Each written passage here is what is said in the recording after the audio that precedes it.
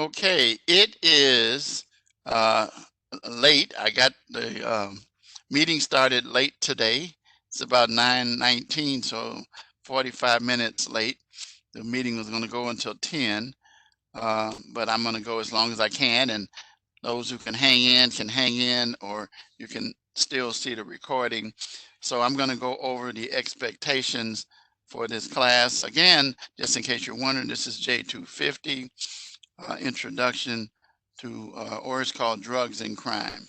So I'm going to go ahead and share my screen. Many of you will already know um, what I'm going to be talking about because you're in my other class. But anyway, this is the course homepage, and on the course homepage, it has information about myself, and it tells you how you can reach me if you have any concerns. You can feel free to call me, text me, email me any hour of the day except the 25th hour of the day. You figure that one out. And so that number 630-660-8480 is my cell phone number, as some of you already know, and have talked to me on it before. And so anyway, I'm uh, trying to get myself in shape because normally I'm not in this situation. But anyway, so you can text me or call me. Please, whenever you text me, please tell me your name and tell me what course and what your issue is, because I will not know your text page. And then also, some of you guys have information on there that it doesn't say your name on there. It'll say a company name. I had a student that had OnStar on theirs, and I didn't know who that student was. So you have to tell me your name so that I'll be able to uh, communicate with you.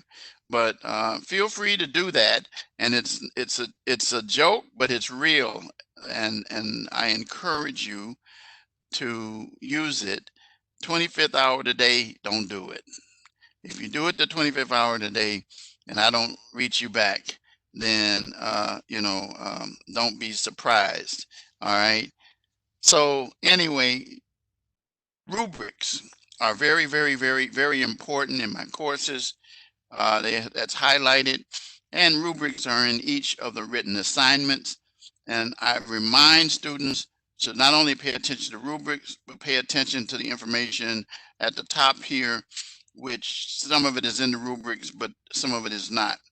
And so it's very important. APA, extremely important in this school.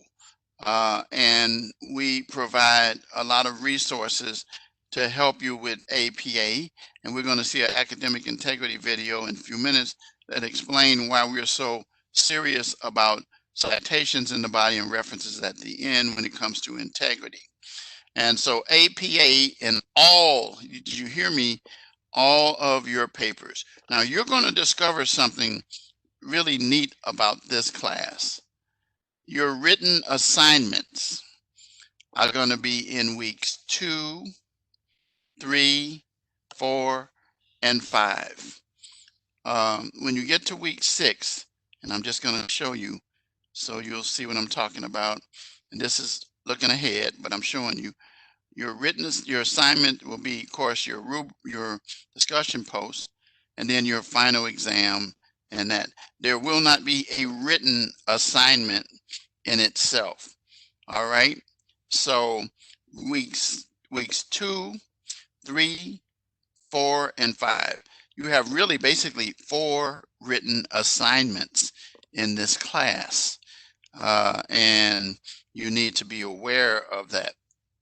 And it's very important that you follow those written assignments rubrics, and we'll talk about that in not today.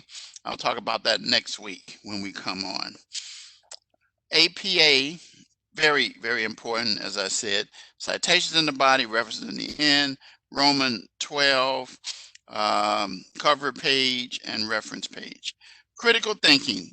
Critical thinking is extremely important. We don't want you just to copy and take materials and utilize it.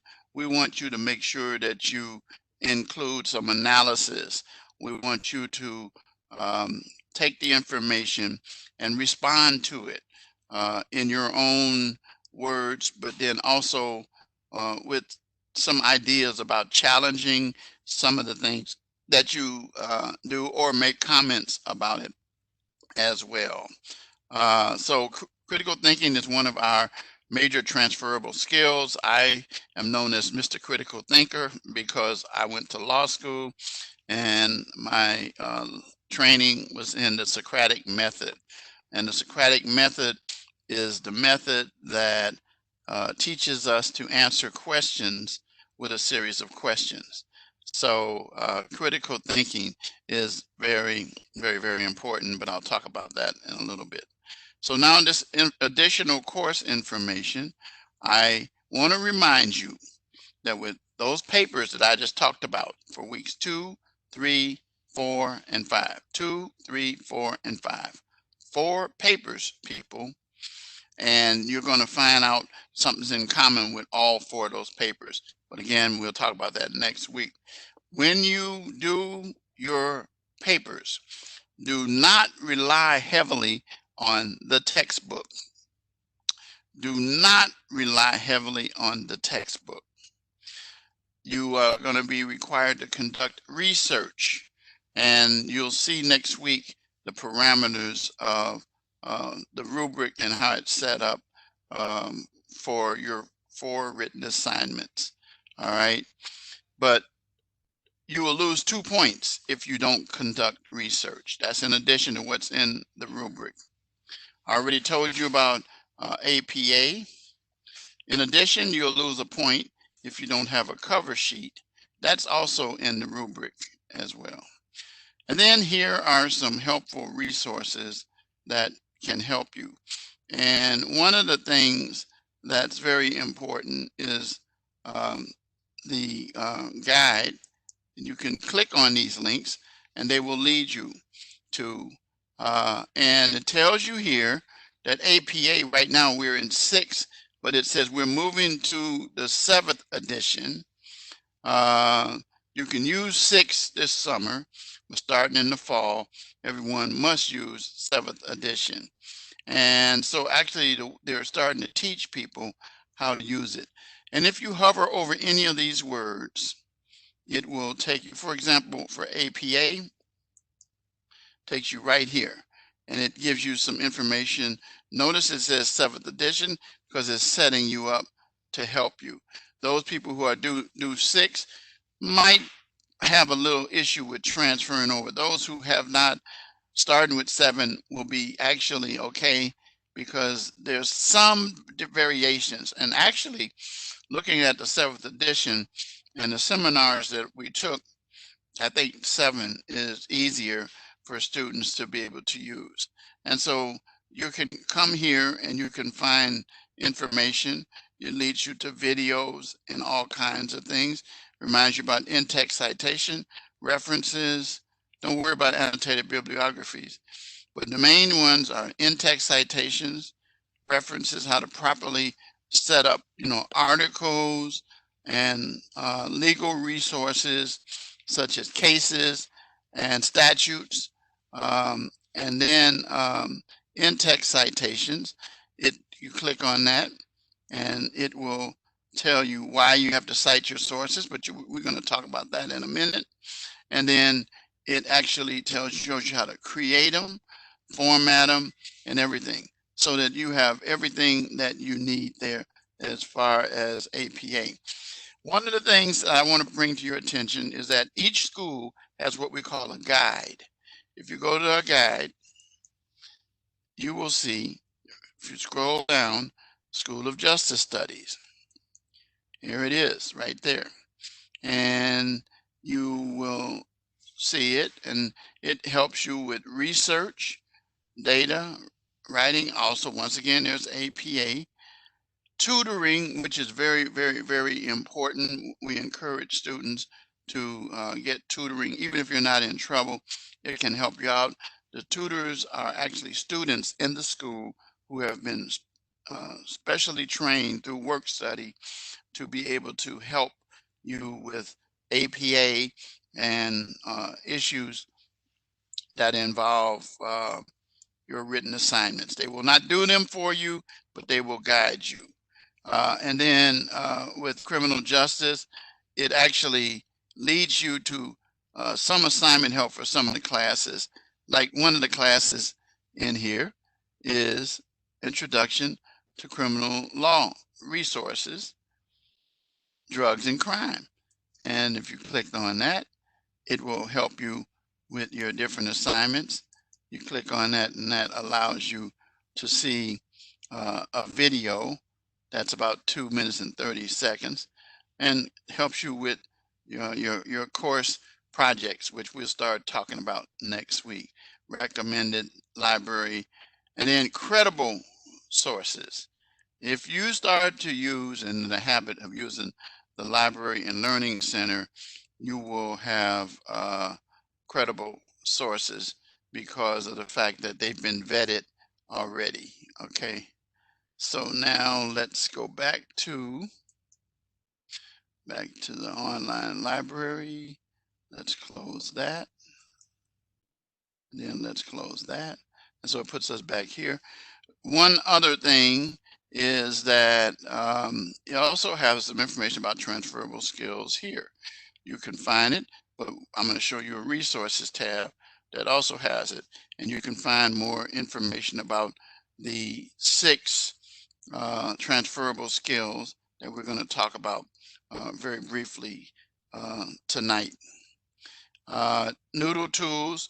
These are tools that can help you in terms of formatting and how to put references and things also, and tells you how to save information, and you can really become proficient using that.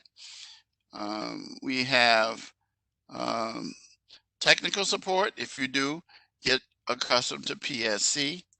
PSC, that's the number right there for PSC if you need any help.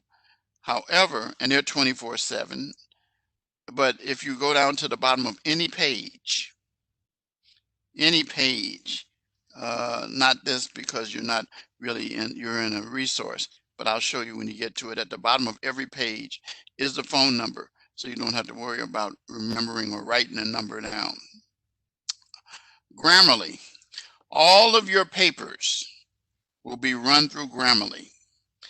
Don't worry about discussion posts, but Grammarly is so important because you have a Grammarly account that Rasmussen provides for you, but you need to use your Rasmussen student email.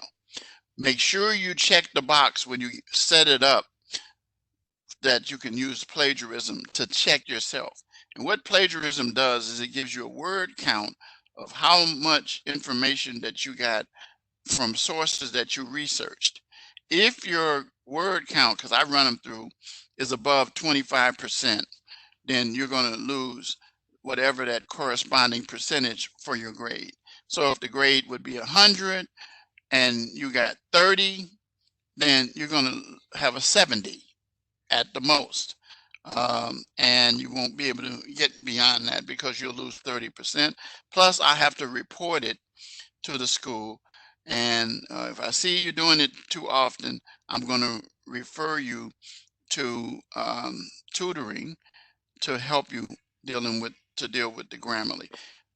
The idea is we want your critical thinking more than we want you to provide information like that. And so hover over any of these. For new students, there's a new student guide, there's a writing guide, everything. There's access to YouTube, ebooks, which, you know, it tells you how you can find in the library. There are different kinds of ebooks. You won't really have to use that too much because your books are already in your course, so you'll have that. How to chat with the librarian. Trust me, his name is Dennis Johnson, and Dennis is really willing and able to help you. If you were to go back to guides, and you were to look at criminal justice, School of Justice Studies, if you go down, there's Dennis right there. And this tells you how to reach him. And he's very good with helping students. All right. And there's all kinds of things. Then we also have um, uh, telling you short video on how to connect with a peer tutor, um, which will help you in terms of assignments as well.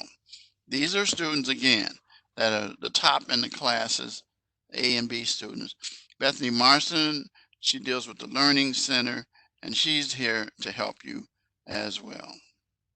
All right. So that's that for the guide. So let's go back to the course. Okay. And then there's tutoring information here. These are articles that can help you. You can open them up, download them PDF, going beyond the textbook. You click on it, you open it up, you can download it and print it, and it gives you some tips about critical thinking. It also tells you how to put your materials in your paper. Those are there to help you. Analytical tips deals also with that. Importance of information literacy, selecting information from sources. One of the sources that you never use for citing in your papers is Wikipedia. And the reason why we don't use Wikipedia is because Wikipedia is a word-based website, and anyone can change the information. Very unreliable. How to reference criminal justice materials. Don't worry about the annotated bibliography. And this was an interesting one here. A video called Crisis Next Door, and it involves drugs. We'll use that later, but you can copy and paste that on the link and you'll see some stuff in there.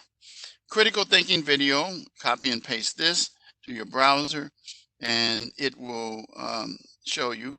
And I guess I can really show you how it works. If you copied it and put it on copy, open up another window. I know you guys know all this stuff. So then you can paste and go, and it's going to take you to the video that you deal with in terms of transferable skills, but it's specifically going to deal with critical thinking. And I'm just showing you just a little bit about what you and so those are, and so they're going to focus on this. So that's another way you can learn about transferable skills and critical thinking as well. There's a rubric, and there's going to be in each written assignment. Again, it says course project. Don't worry about that. Students look at that, they say, oh man, I got a project in this. Each week, weeks 2, 3, 4, and 5 are independent papers written, and I won't go into the details. Your discussion post, we have a generic rubric, and we tell you try to stay in A, where you have some detailed information. The student thoughtfully considers and responds to the issue with well thought out arguments and clear prose, and that the student clearly connects to the text or reference point from reading activities. And it says early in the week. Well, discussion posts initially are going to be Tuesdays for initial posts, except this week, your initial posts are due the same day as your reply posts for week 1 because we have a short week. All right. And then your response posts, you follow that. But try to stay out of, especially this one, no post or no post, you get 0. you get an F. So that's the grade number that you get if you stay in this area. You want to shoot for these kinds. That's what you want to do. All right, and that's the rubric there for discussion posts. Our live classroom lecture sessions tonight, as we began at 8 o'clock, where we're beginning late today. But then on Monday, not Tuesday, Monday of each week, 2, 3, 4, 5, and 6, they will take place at 8:30 p.m. Central. And actually it says 9:30. Sometimes they'll last a little longer because there's a video that I want you to look at, particularly when we get to week 5. And you'll see that when we get there. But you have to attend a lecture or provide me the key word or key phrase. I will not be using the same keyword or phrase that I use for introduction to criminal law, because most of you, a lot of you in this class are in that class, so I'm not going to do that. So that'll make it too easy for people to not look at the video, but that's bad when you don't do that. So record, and it's, it's just a funny thing that happened to me earlier. As I was grading papers for my course that just ended, that I have to have final grades in by midnight tomorrow, or either over the weekend. And I was looking and I said, why didn't I post something in recordings for this course? And then I looked at it and I says, oh, wow, that's right. That's because it's not until tomorrow, which is Friday, because I was stuck on Thursday. So, but anyway, tonight, yeah, I could justify it. I'm 70. Okay, that's a senior moment. My wife says to me, you had those when you were in your 30s. We've been married 26 years, so I guess she can get away with that kind of stuff. So anyway, recordings will be posted here in the link. And what I do, guys, is I convert all of my recordings to YouTube, and they will not be readily available right after the lecture. As some people might try to find it tonight. They might, depends on how quickly I get it, or early tomorrow. I'll make sure that it's available, because your keyword is due on really Sunday. All right, so I will make sure that I try to get it as late tonight as I possibly can. So now let's come over here for a minute. Let's go to the resources tab. The resources tab, as you probably saw in the welcome email, welcome announcement. And what it does is it provides you with a number of things, including the academic integrity video, which I'm going to have you look at in a minute, but we're going to look at it in the on the course homepage, because you can get closed caption. But this is where you can get all your resources to help you. There's APA again. Grammarly we talked about already. Noodle Tools, you have a writing guide, and you can make an appointment with an online librarian as well. As I said here, select the staff member, and that's Dennis, and it tells you, can assist you with criminal justice. And if you need an appointment for APA, you click on that. It won't be with him, but it'll send you to the place. If you need a paper review, there's an online writing lab. Now, let me say this to you right now. The turnaround time for online writing lab is, I think, 48 hours. So if your paper is due on Sunday, which it will be, by 11:59, if you send it by Friday or Saturday, I doubt if you're going to get it in time, and you don't get points. You'll lose points for submitting it like that. So you'd have to submit it earlier in the week. All right. So now let's talk about transferable skills here. As I said earlier, let me move. About 100 times this course, I will say Joel and Joey knows why. I had his brother Joel for I think 4 or 5. I know at least 5 courses, and there I didn't know Joel had a twin until I started looking at it. Says, who's this Joey person? Is it a mistake? And then I found out, and now I saw Joey. But you know what's funny, Joey, about Joel, is that as many years as I had him, because he was working at a pizza place in the area here, and we did some business with our church, and he helped us out. We never met face to face. Never, ever. Every time I'd go to the one place, it was near where I live in Crest Hill, they said, he's not here, he's not here. And then finally, the last graduation that he had this past year before the pandemic, we met face to face the first time after having had him for about 4 courses. That was just it was hilarious, you know. And so I met him and the kids and the wife as well.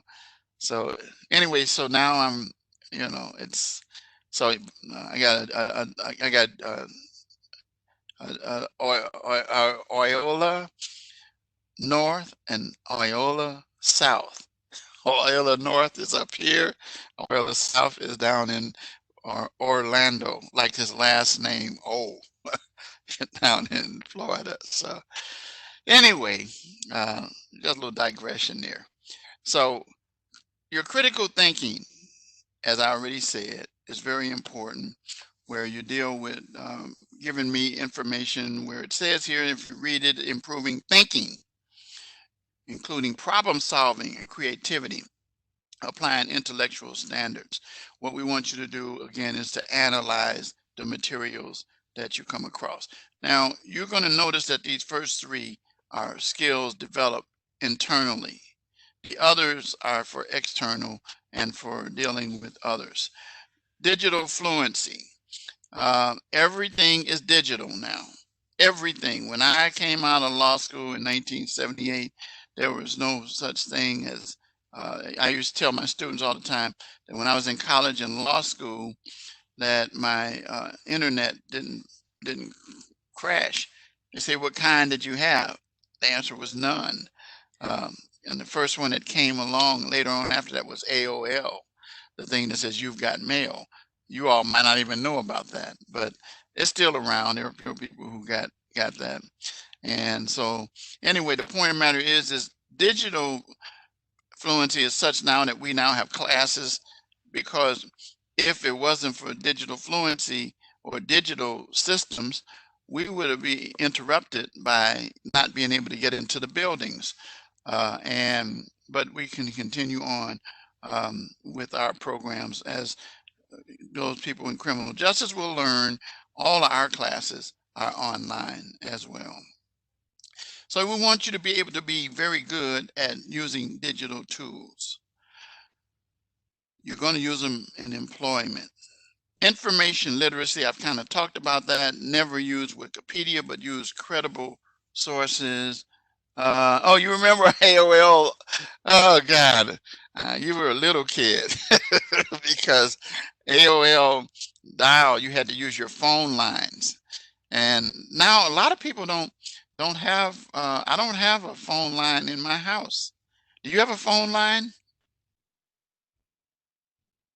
Yeah, right, because we use our cell phones, you know, and yeah, that's it,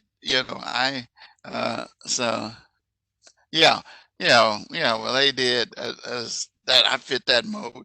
Yeah, I had a landline phone all until a couple years ago, and I realized I was giving $30 away to, at that time, AT&T, and I figured it out over the months. I said, hold it, shoot, this is over 300, almost $400.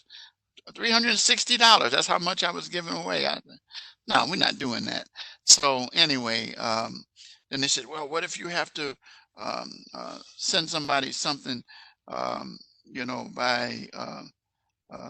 sending it online? And I said, what do you mean? You know, and they says, not scanning it. but you send it through. See, I don't even use the system anymore. I'm on a blank on what it's called. Fax. Yeah, if you have to fax somebody something, uh, you have to use those phone lines, except unless you have eFax, which I had that for a while. But the point of the matter is digital fluency. Digital is here. You're going to be using it. Information literacy. You want credible resources. You want to be able to evaluate those resources. Those three are for you. The next three are for interaction, communication. It's everything. It's everything.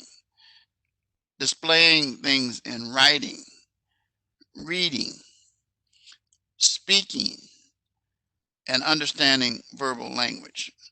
Like if you see me go, I'm not doing my neck exercises. I'm probably saying the universal word that my kids don't like to hear is this, but I don't teach them. I say no, because I teach them to be verbal, But the point of the matter is that you know what I mean.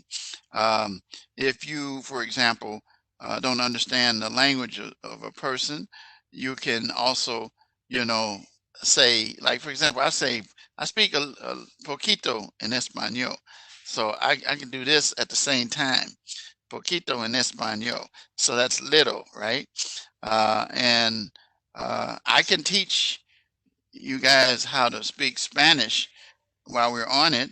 I don't, Joel already knows, but anyway, I think you know Spanish, don't you, Joel? Yep. Okay. I got to tell you this, and this is really troubling for me. It goes with diversity, but as far as communication, I had a person actually to come to me and say, that people from Mexico speak Mexican and people from Puerto Rico speak Puerto Rican. I said, what the heck?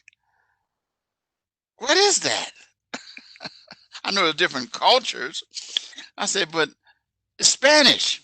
It's Espanol. Okay. Anyway, that's like, one of our former vice presidents said he couldn't wait to go to Latin America to speak with the people. And he was brushing up on his Latin before he went. I mean, that's like, this was a vice president of the United States. And I'm not even going to say what our president might think about that because I don't want to start talking about him. But that's for a special course that we, yeah, it's Spanish. That's what I said. You go down there to Latin America, they speak Spanish. But they're dialects, though. They're dialects, as there are dialects in the English language. And, and then you have to learn the cultures of different people. Like, for example, I learned this from my Puerto Rican friends is that I asked them for, let me see, a taco. Is it a taco or it's tamale? And he said, no, man, we don't do that. He said, that's a different Mexican. And then start talking about fruit, bananas and stuff like that. You know, Joe, what I'm talking about. Yeah, yeah, tamales. Mexicans eat tamales. Puerto Ricans eat pasteles. There we go. See, and Yeah. that's what I'm talking about. Those kinds of things, And I got schooled, you know. But I used to always tell people. I said, "Oh, the the proper way to say." I was talking to someone the other day on the phone, and they said, "I'm from, I'm Puerto Rican." I says, "Oh, so you're from Puerto Rico?" Puerto Rico. They says, "You know how to say it?" How do you Yeah. say? Most people say Puerto Rico. I said, no, it's not Porter. It's not P-O. It's Puerto. Okay. So, Puerto Rico. am I right? Yeah, You know. you're right. So, and the whole thing, people need to learn, like the difference in the flag. There's a total different flag for Mexico and Puerto Rico. And so but anyway, that's for our next area that we come to. But communication is so important, people, that you got to be able to do that. um, and so as a professional in criminal justice, you're going to have to be at the top of your game. By the way, speaking of written communication, you have to be able to dot your I's and cross your T's. For example, if you're a law enforcement officer and you write a police report and your report has misspellings in it, I was very clever as a criminal defense lawyer. I'd have the report in my hand and I'd read it and I'd say to the officer, I said, "Officer, it says here that I did this or whatever. I says, I lowercase standing by itself. Oh, no, no, sir. It was I just made a mistake. Thank you, sir. I wanted you to say that and make people know that you can make mistakes. But then all of a sudden he's like, oh, no, I got you now. You're at my mercy, you know.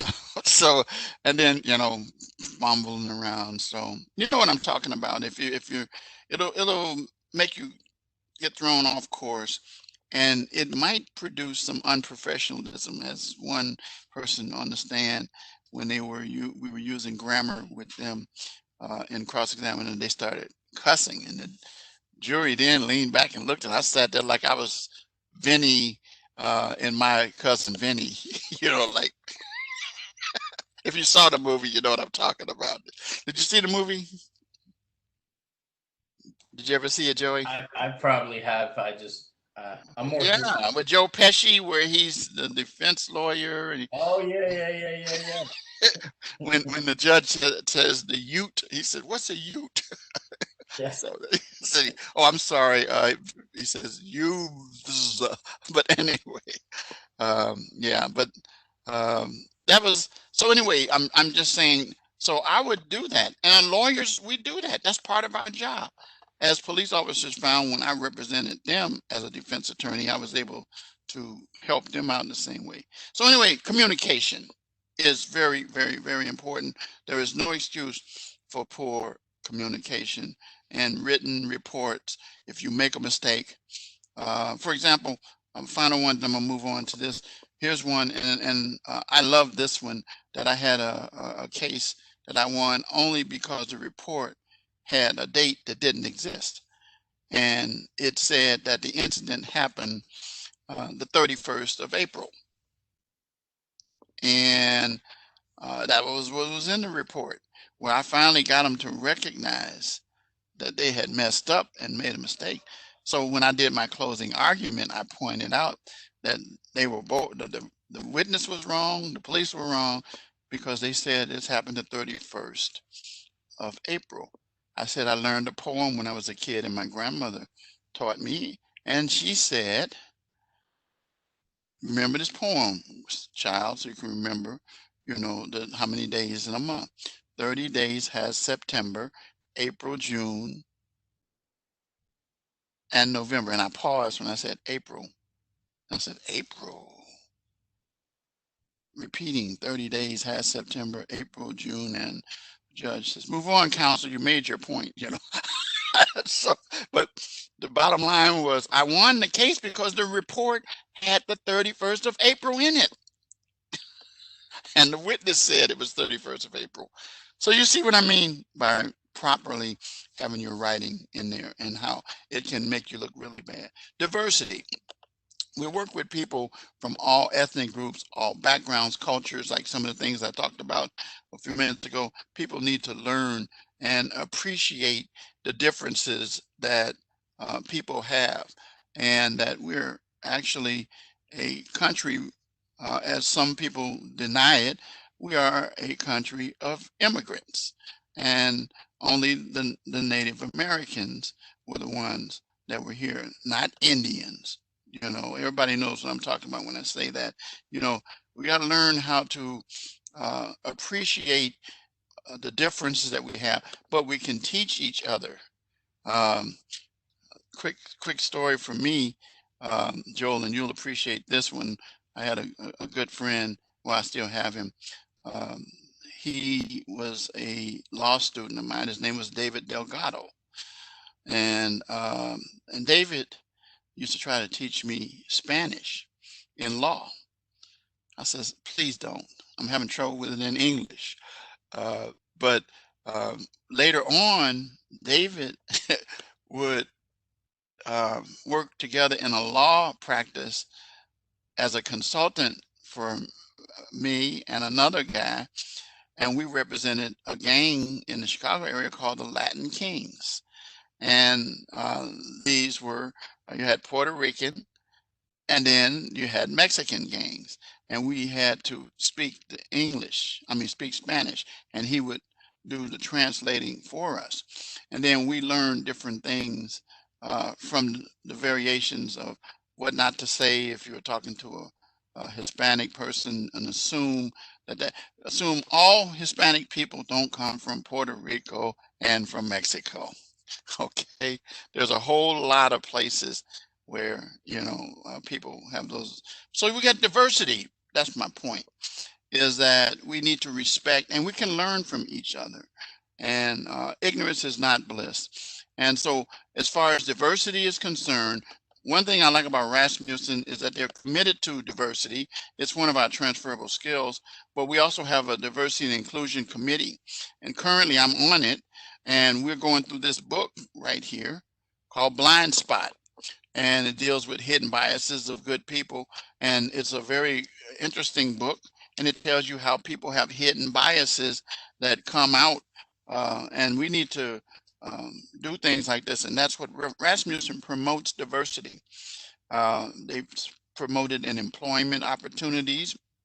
There are more people of different cultures and color in key positions at the college, and they ask for help to get this done. That's what we need to do, so that when we get into the real world, that you're out there dealing, particularly in law enforcement, you're going to deal with people from various cultures that you have to deal with as law enforcement, correction, probation, parole, all the way down the line. Teamwork, you're working with different teams. And so individuals, you're going to work with detectives, you're going to work with forensic people.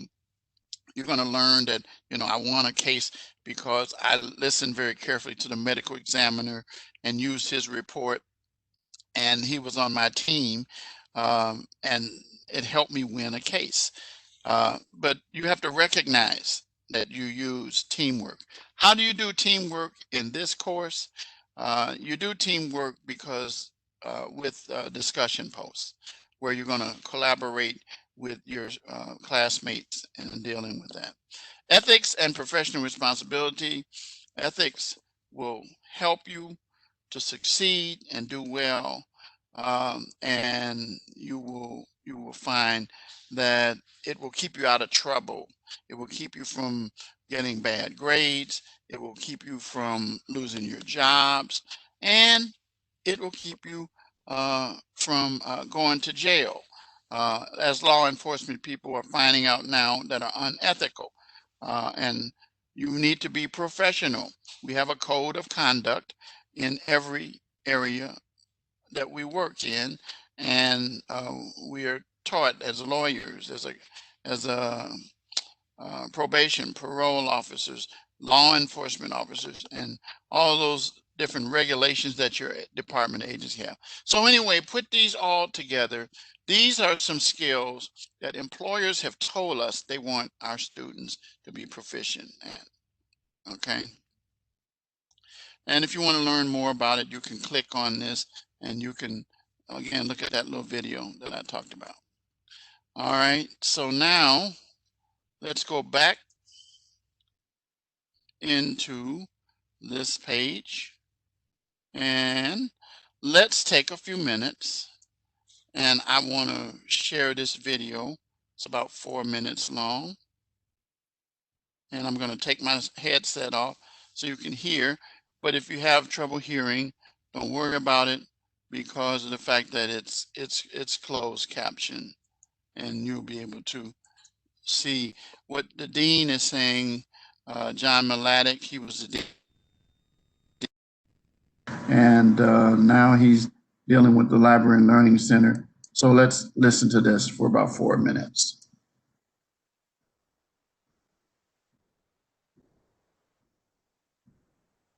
What is academic integrity? Academic integrity is making decisions in your academic life that are based on honesty, trust, fairness, responsibility, and respect. This means being honest in the work you do, while respecting the work that others do. What is cheating? Cheating means distributing or receiving answers or information by any means other than those expressly permitted by an assignment's requirements or an instructor.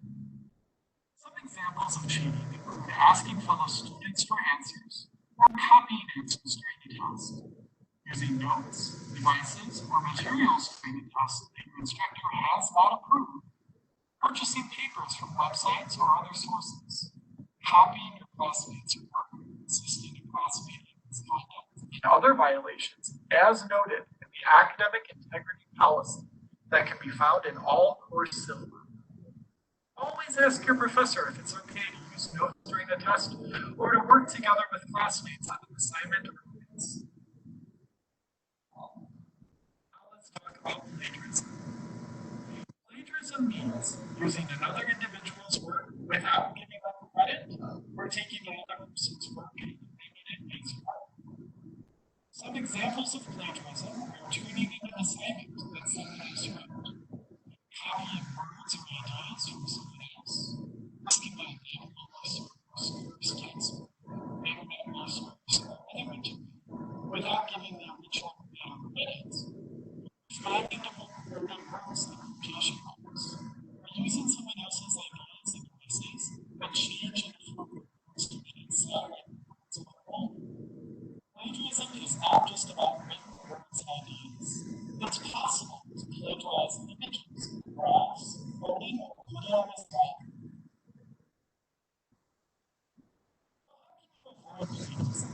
Cite your sources. Both in the body of your paper as detailed citations and on your references page. Whenever you want to use words, images, video, or videos that were created by another person, you should cite that person of where it is the source of that information. But how does academic integrity relate to work? So you should again integrity in the workplace starts with work practices and skills built around our students. Would you turn in a project document to a manager that's working someone next week? Not if you want to keep your job. Individuals can be recommended and noted for how project performance. All of the academic integrity documents require that concern. Notes those skills and ethical practices that keep your food to the workplace. I understand you don't need to, but what are the things that you can talk? If you have questions on the academic integrity policy, consult your websites, call your instructor, and if you need assistance in the citation style or hold of your notice, contact Rasmussen on YouTube for a live chat or schedule a teacher on the website or field of resources tab. If you don't have contact, schedule a live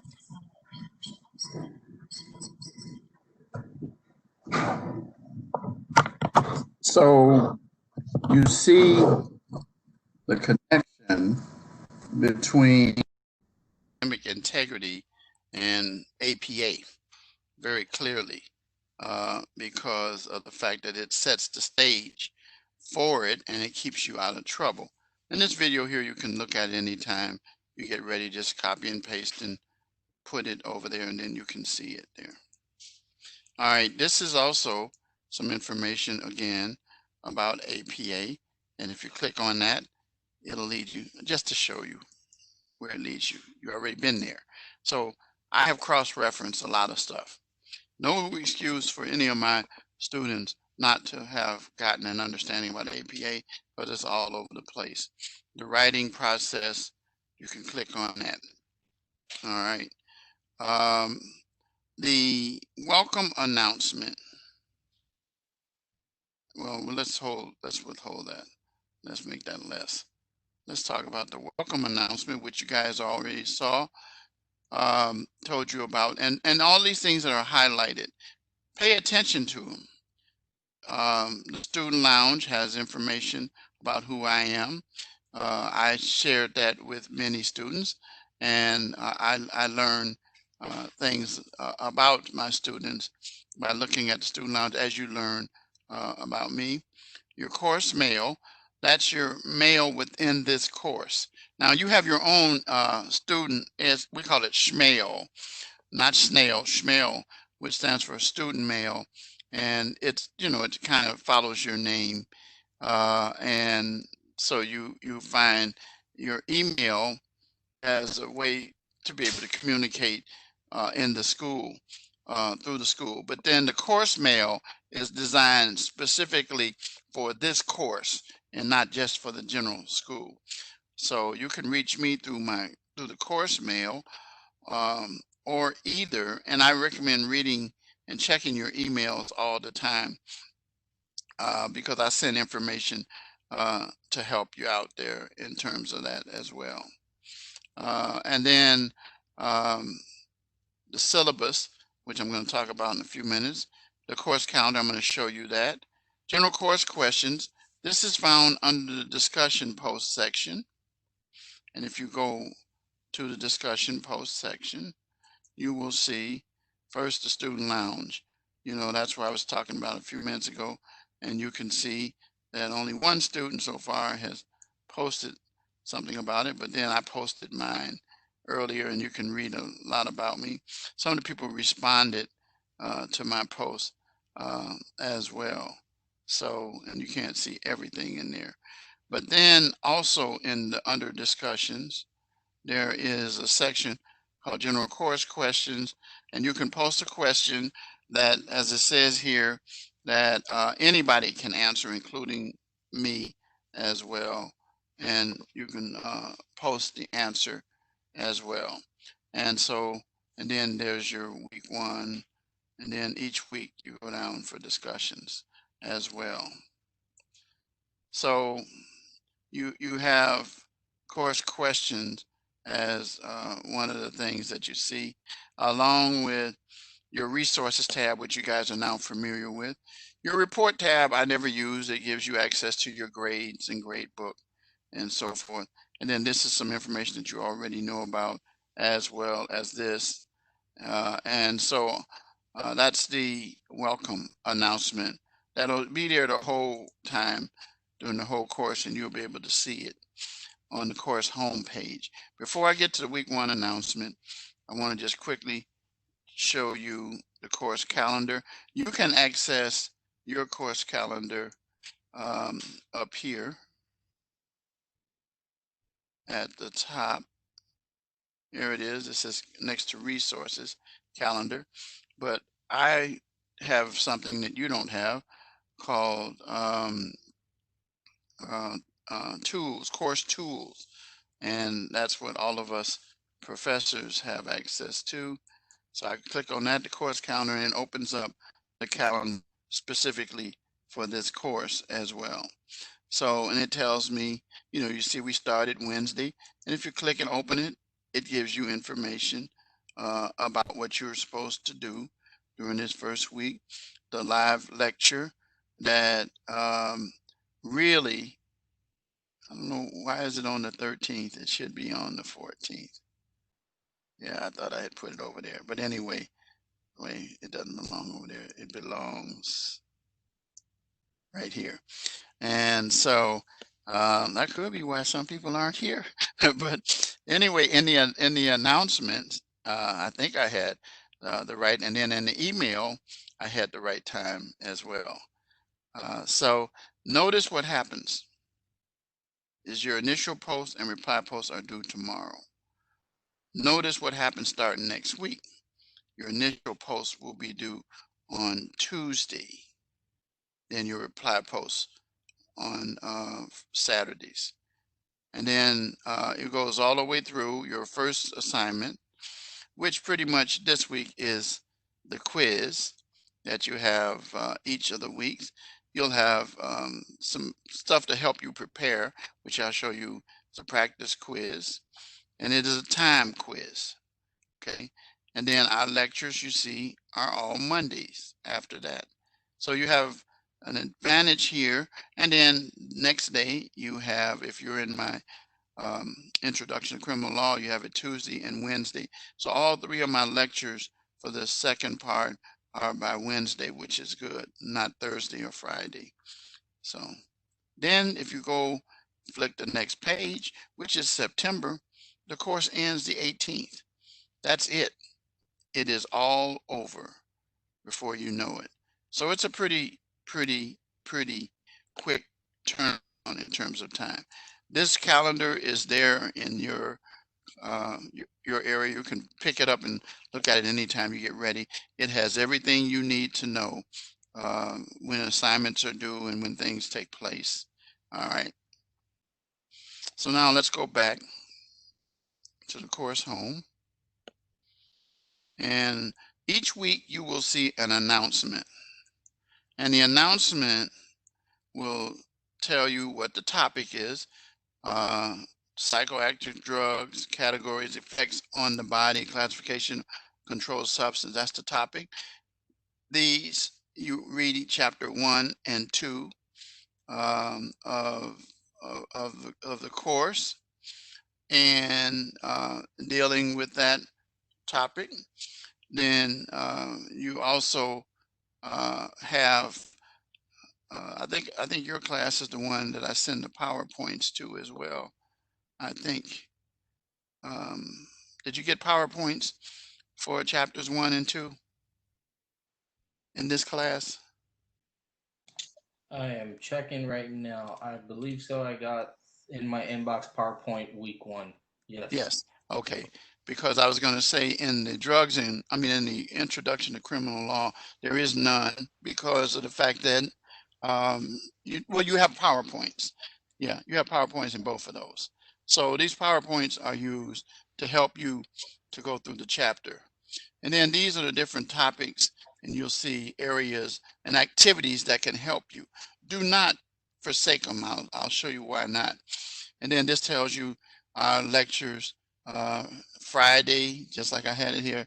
See the announcement Friday, August 14th, and 8 to 9:30. So I did have it on Fridays there, even though the calendar, I didn't move it over. And then your discussion posts, classification of drugs and controlled substance, both are due this Saturday. And then you have the quiz. And then I remind you again about Friday's open house starting at 8 p.m. And that was the time when we were scheduled to start. My motto, adversity is the springboard to success. I normally talk about that tonight on during open house, but because of the lateness of the hour, I will reserve that to next week, and I will talk about that during week 2. Those of you who are in the criminal law class, they already know. You already know about what that is all about in my life. I always want all of my students to learn who I am. And there are a few who are not in that class that I'll share that with. So I'll reserve that to next week for the announcements. So now let's go to module 1. Okay. Each week, I will go over the assignments. And then, this is a discussion assignment that you have, and you're going to follow these steps. Now, again, I'm not going to get into them in detail tonight because I do that during the regular lectures, which will be 2, 3, 4, 5, and 6. All right, and again, these are due tomorrow. Your first post, as well as your reply post. I do encourage students to reply to more than one post. And then your quiz. It's a 30-minute quiz, and you have one opportunity to take this exam, and you'll be notified when it's 5 minutes left, 1 minute and 30 seconds. You are not to use notes because it'll violate the academic misconduct policy. You shouldn't have your books open or none of those things, all right? And then your live classroom lecture, so forth. Again, I will reserve to next week talking about what's happened. So that's the assignment. So really it's this and this. and then what you learn in the live lecture is the key phrase. So that's the assignments. And so now we go back, and here's the lesson content. Now, before I do that, I want to use this. Every week you'll see this. This is a guide, in addition to the ones I showed you before, that helps you in this course that they put together, specifically designed for this course. And you can set that up and be able to see some of the same things that you saw earlier. But the difference in that other one, in this one, is that it covers each written assignment. From weekly module 1, you'll see what you do. You go to 2, it'll have things that are in addition, seeing it talks about the course project there, which we'll be talking about starting next week. And it tells you about databases, sources that can help you, where you can get credible information. And then this tells you about librarian, and there's that APA again, you know, and all those different things, the writing guide. So we have all kinds of things to help you as well. Some students like to just do the assignments. I says, use the material and sources that we give you. So let's look at what the content for each week is. And then we'll be through for the evening with that. And so tells you what your reading was, chapters 1 and 2. You got the Controlled Substance Act activity, narcotics, amphetamines, cocaine, marijuana, synthetic drugs, and then course project introduction. I'm not going to do that tonight because it's actually next week. But the Controlled Substance Act, you can read through this and it tells you things about dealing with controlled substance. There's an activity that helps you, and what you do is this drag and drop, and you will, after you do your reading and stuff, you'll know more about what goes with what. Match the correct drug. So peyote, does it go over here? Yep. PCP. See, it jumps out if it not.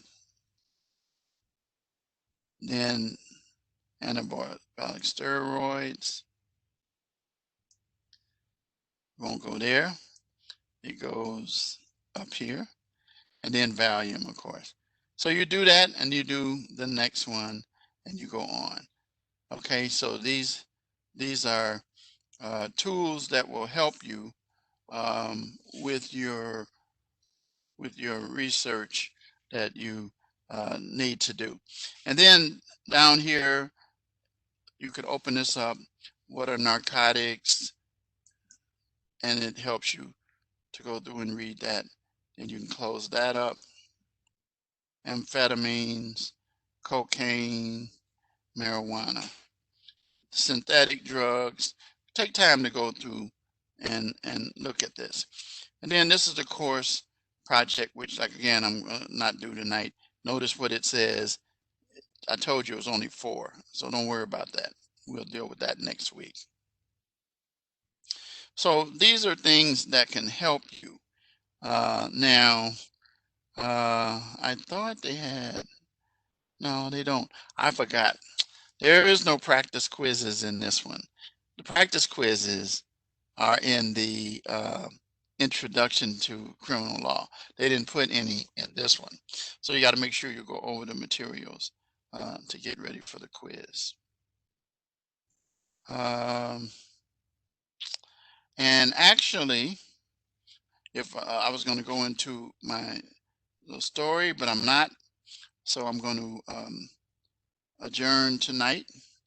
But before I go, I have to make sure that I give you something that is a key phrase. And I'm going to stop sharing. Any suggestions? Because I already know the one I'm going to give. by the way, when you put your chats in, you put them in privately. It's okay because it's just us today, but open it to everyone usually when we have our lectures, but that's okay. Do you have any idea? No clue.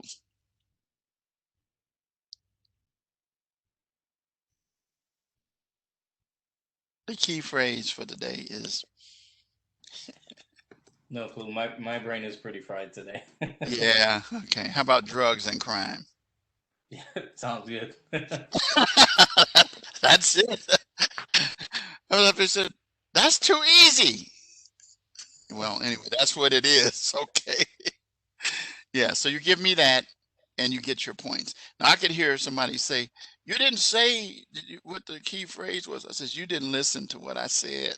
It is. And again, you put it in the Dropbox. You know how to do it already, right, Yeah. Joey? Yep. Some students still don't know how to do it, but just for their benefit, just for a minute before we adjourn here. And I appreciate you hanging out with me at this late hour. Actually, we only went 25 minutes over the time that I said, but that's because I shortened it. So, but that's in the interest of brevity. Plus, there's some things going on around here, getting ready for this celebration. My wife is waiting for them to break down where I got everything here and move it downstairs. So the background that you're going to see next time is going to be different. So. Confetti. I don't know if you heard. I don't. Did you hear any background noise? People talking in the background? Huh?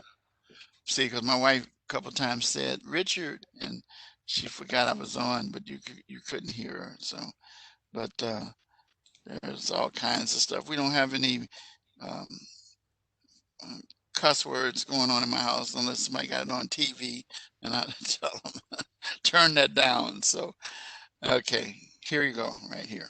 So here's the assignment. And if you look at the assignments and you come here and you get to clicking on this,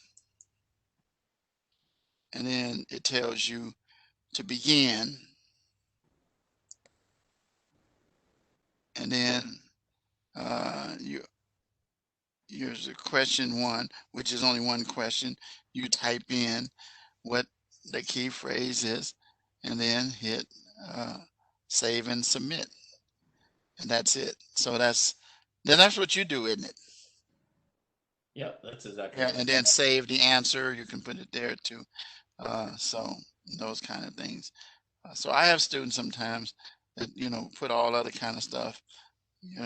I had one student said, "You said the key word was the key word." I said, "You just didn't listen to the whole thing. You're searching for the key phrase. That is not a good practice." Well, yeah, yeah. So anyway, any questions about anything tonight? No, not at all. All right. Again, appreciate it. So next Tuesday at 8:30, and we'll probably go a half an hour longer on that night because of the fact that I want to get the story in that you already know about. And I'm surprised that you didn't know about it before, Joe. No, Joel. he told me the photographic memory, but he didn't go Yeah. into detail with it. Yeah, I have a photographic memory. I have a photographic memory, and somebody said, "Well, you had a photographic memory. You should have remembered you had a lecture." I says photographic. I didn't say total recall. My wife was saying that in the background. He goes, "Wow, he didn't remember. He has a Photographic memory means that here's what it means, and I've done it throughout my years. The story I told you about in my life, I can tell it over and over and over because I can close my eyes, or either it's etched here in the photographic memory. And this happened in 1957 and 63, and I can tell it in detail over and over and over. But what I was going to tell you is one time I was at my wife's, and I'm going to stop the recording there for this. Yeah, stop the recording.